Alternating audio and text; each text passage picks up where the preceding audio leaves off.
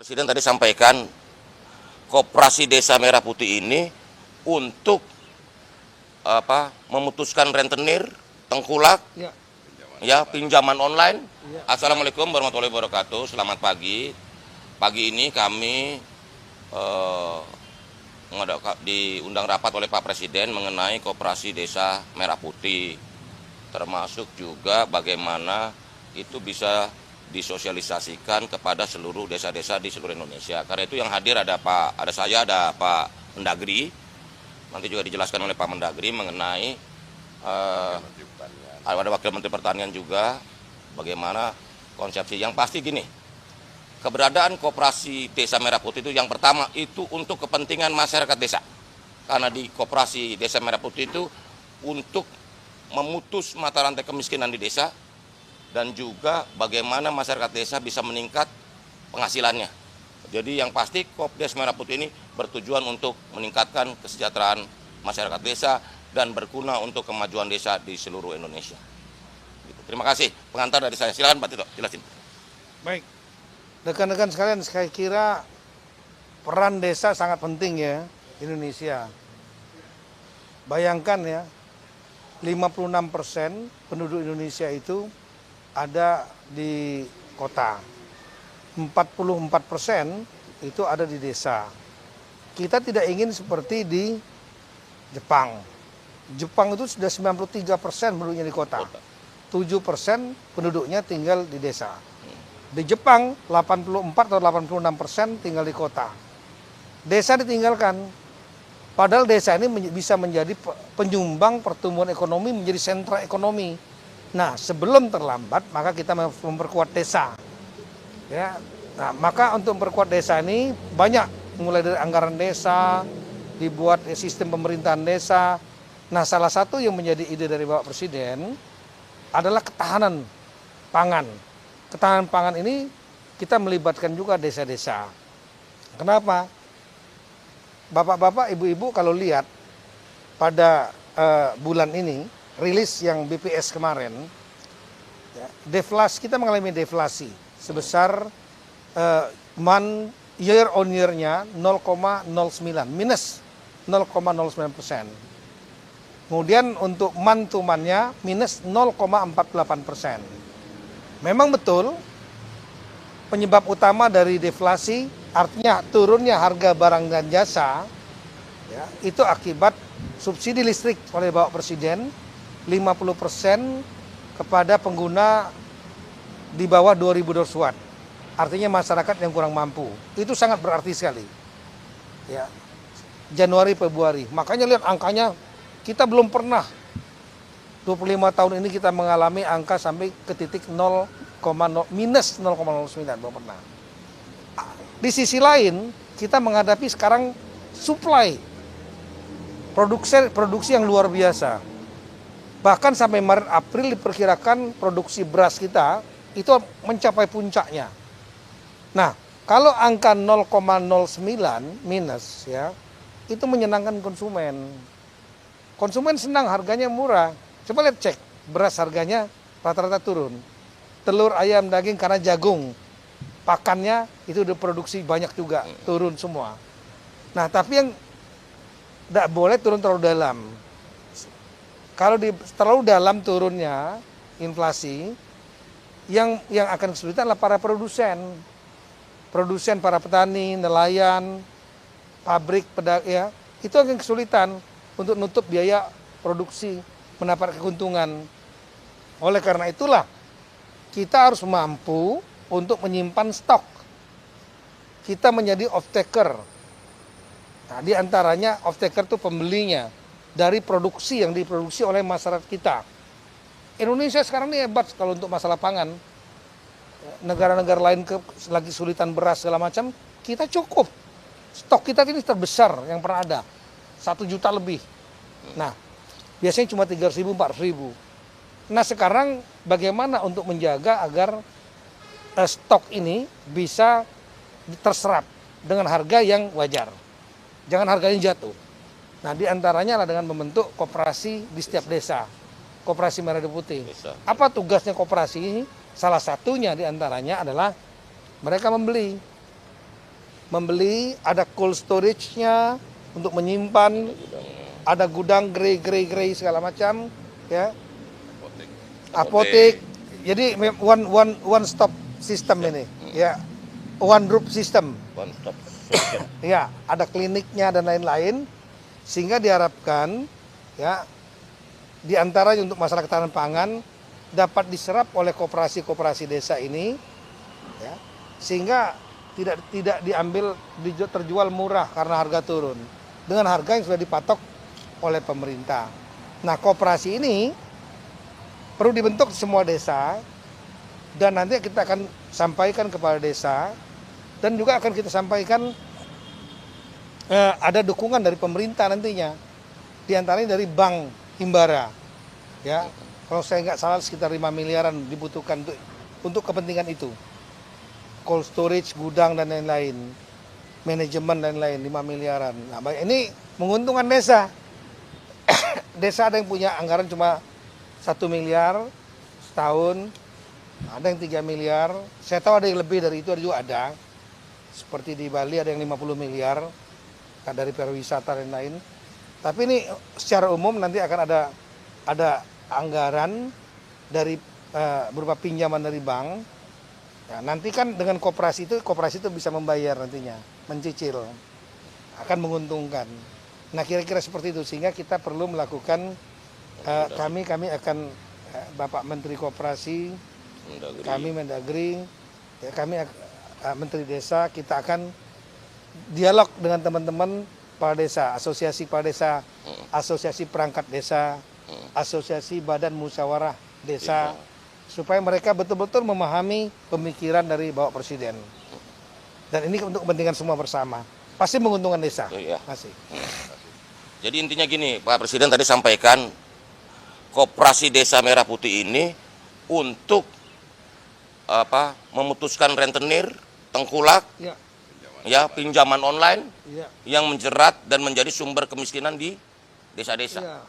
Dengan adanya Koperasi Desa Merah Putih yang salah satu unitnya ada unit simpan pinjam, masyarakat desa jauh lebih terbantu dari sisi pendanaan dan juga tidak terjerat lingkaran setan kemiskinan. Gitu. Karena utang berutang, tumpuk, gali lubang, tutup lubang, itu kan tradisi yang juga mau dipangkas. Karena itu kami sampaikan bahwa Koperasi Desa Merah Putih ini memang bertujuan untuk membawa kemajuan bagi desa dan meningkatkan kesejahteraan masyarakat desa. Gitu ya? Saya mau nambah satu, jadi bayangan ya, seperti yang disampaikan beliau tadi. Di tengah. Yang disampaikan beliau tadi, masalah pinjol, tengkulak, segala macam. Rentenir itu kan perorangan. Yang secara hukum akan sulit diminta pertanggungjawaban. Dan mereka terjebak di situ. Dan nggak ada bargaining. Nggak ada kekuatan bargaining, posisi tawar para petani. Nah, koperasi ini hadir sebagai mewakili negara. Negara hadir untuk menyelamatkan mereka, memutus jangan sampai mereka tergantung kepada tadi pinjol, tengkulak, rentenir yang nggak bisa dipertanggungjawabkan secara hukum. Kalau dengan koperasi kan jelas transaksinya. Itulah kehadiran negara ini akan menyelamatkan mereka.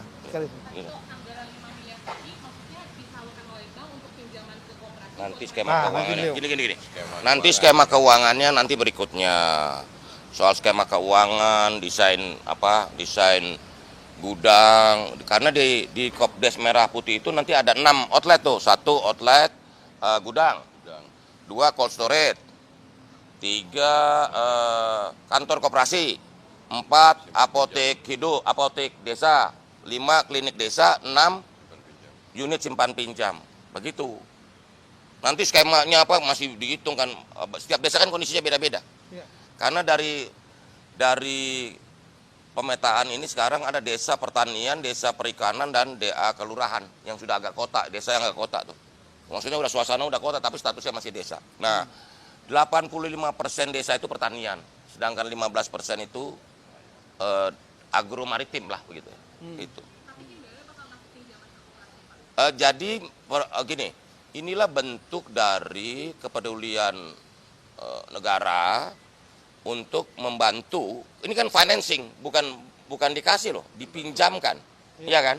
dengan skema-skema yang nanti kita diskusikan lebih lanjut dengan pihak-pihak perbankan. Anggarannya 5 miliar. Sampai saat ini dihitung dan mungkin sekitar segitu. Sekitar segitu. 5 miliar untuk semua koperasi. Satu koperasi.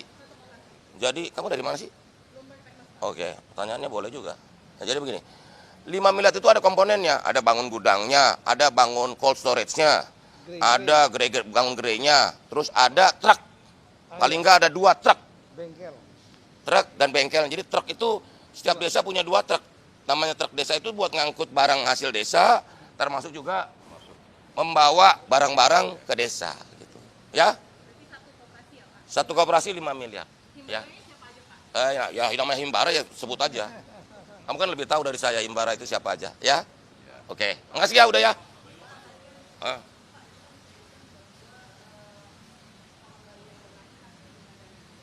Gini, skema-skema pembiayaan nanti didetilkan. Tapi prinsip-prinsip ini dulu, prinsip-prinsip pembentukan koperasi desa Merah Putih itu seperti itu. Nanti yang detail-detail biayanya, skema pembiayaan nanti berikutnya kita akan rumuskan, diskusikan, rapatkan selanjutnya. Begitu ya. Kan tadi sudah disampaikan oleh Pak Tito, nanti Kementerian Koperasi, Kementerian Dalam Negeri, Kementerian Desa ya, Kementerian Pertanian. Nanti itu ya seperti itu. Nanti juga akan dibicarakan lebih lanjut oleh Pak Presiden. Kita akan menjalankan perintah, ya. Oke. Oh enggak, kita harus sosialisasikan. Bahwa ini gini, saya bertanya, Koperasi Desa Merah Putih itu tidak ada di Istana Merdeka. Tidak ada di kantor Kementerian Koperasi, tidak ada di kantor Kementerian Dalam Negeri, tidak ada di kantor Kementerian Desa, tapi ada di desa Bapak-bapak, Ibu-ibu sekalian. Ya kan? Begitu.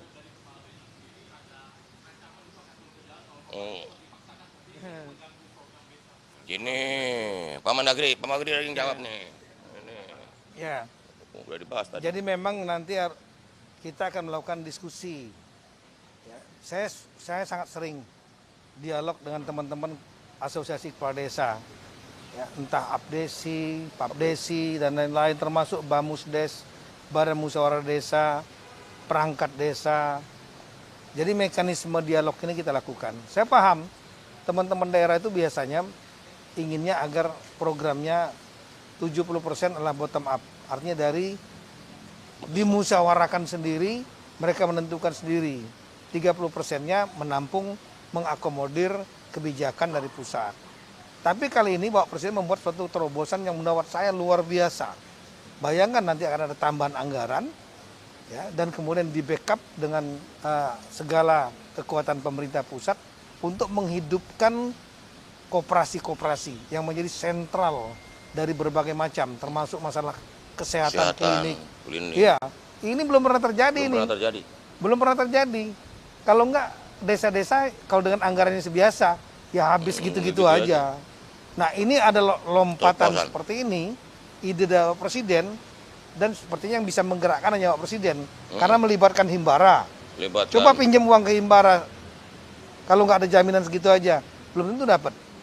Kemudian nanti akan dari Kementerian Pertanian mendukung, pupuk bersubsidi, Kementerian Kesehatan, klinik-kliniknya, semua kan turun nih nyerang. Bukan nyerang ya, ngeroyok desa, menyerbu untuk membantu meningkatkan.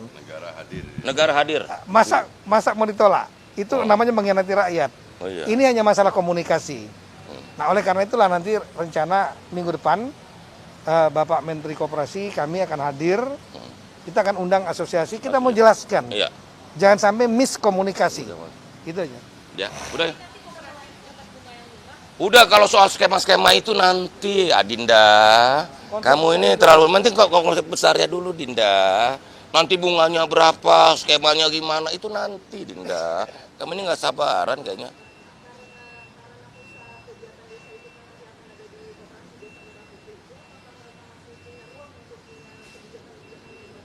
Gini loh, di desa itu punya 2 asas. 1 asas rekognisi, 2 subsidiaritas. Itu tetap bahwa pengakuan atas desa dan bahwa desa punya kearifan lokal masing-masing desa pasti dong. Cuman ini kan Kopdas ini benar-benar basic need ya. Kebutuhan dasar warga negara. Kesehatan, makanan, sembako gitu loh. Permodalan dan sebagainya gitu loh. Jadi nanti jangan jangan dikompetisikan. Ini justru melengkapi dan sangat berguna buat masyarakat desa. Ya itu aja ya. Udah. Termasuk nelayan. Termasuk nelayan semuanya. Ya. Nelayan, iya. Sip, udah ya. Nanti kamu nanya bunga, nanya ini. Nanti detailnya Nanti belum selesai dirapatkan. Ya.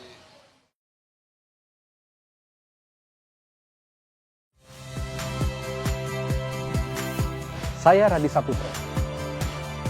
Saksikan program-program Kompas TV melalui siaran digital, pay TV dan media streaming lainnya. Kompas TV, independen, terpercaya.